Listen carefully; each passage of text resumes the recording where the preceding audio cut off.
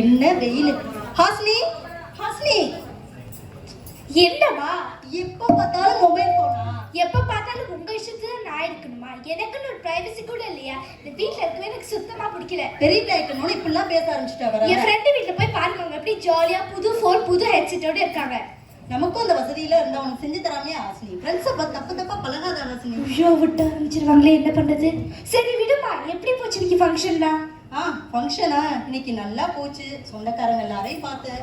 ஹாஸ்னியை கூட்டிட்டு வரலையே, ஏன் கூட்டிட்டு வரலன்னு கேட்டுட்டு இருந்தாங்க. அவளுக்கு எக்ஸாம் நடந்துட்டு இருக்கு, நெக்ஸ்ட் டைம் கண்டிப்பா கூட்டிட்டு வரேன்னு சொன்னேன். சரி வாங்க வாங்க, நம்ம ஏதாச்சும் போய் ப்ரிப்பேர் பண்ணுவோம். ஓகே வாங்க.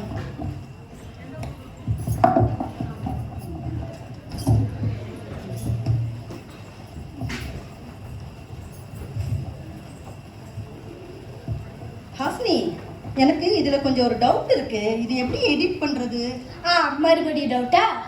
தெரியலன்னு தானே கேக்குறேன். இதை நான் எத்தனை தடவை சொல்லி தருது? மறுபடியும் கேட்டு தொந்தரவு பண்ணிட்டு இருக்கீங்க. அதுக்கு பொறுமையா சொல்லி கொடுத்தா என்ன?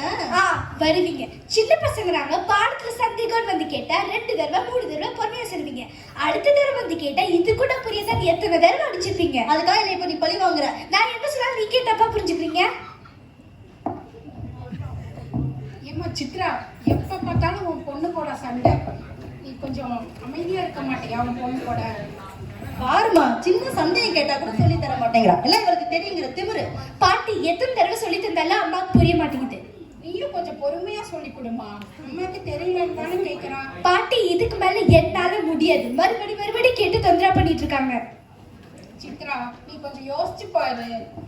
அவ சின்ன பிள்ளையா இருக்கும்போது ஸ்கூல்ல இருந்து வந்த உடனே உங்கள்கிட்ட சொல்றதுக்கு ஆசையா ஓடி வருவா. ஆனா நீ என்ன பண்ணுவ? அப்ப ஏதோ போன்ல புதுசா வந்திருக்கேன்னு ஃபேஸ்புக்கு வாட்ஸ்அப்னு நீ அதுலயே மூழ்கி போயிட்ட. இப்ப அவ தான் கேட்கறா. சரியா சொன்னீங்க பாட்டி. நான் சின்ன வயசுல ஸ்கூல்ல மெடல் சர்டிபிகேட்லாம் வாங்கிட்டு ஆசையா அம்மா கிட்ட வந்து காட்டும் போது அம்மா அதை கொஞ்சம் கூட கண்டுக்க மாட்டாங்க. இப்ப புரியுதா இந்த பசங்களோட ஃபீலிங் என்னன்னு?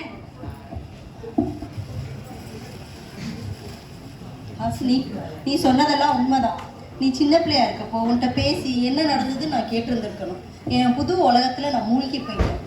அப்ப நான் உன்னை புரிஞ்சுக்கல ஹாஸ்னி. இப்ப நீ புரிஞ்சுக்க முடியாத அளவுக்கு நான் தள்ளி போயிட்டேனேன்னு எனக்கு தோணுது. அதுக்கு காரணமும் நான் தான். அம்மா, நீங்க எப்ப சந்தேகம் கேட்டிருந்தாலும் நானும் பொறுமையா சொல்லி தந்திருக்கணும். சாரிம்மா. இதுதான் குடும்பம். இங்க யாரும் பர்ஃபெக்ட் கிடையாது. நம்ம ஒருத்தர் புரிஞ்சுக்க முயற்சி பண்ணாலே போதும். இனிமே நான் சந்தேகம்னு வந்து கேட்டா நீ கோவப்படாம சொல்லி தரணும். ஓகேம்மா, நான் இனிமே சொல்லித்தரேன்.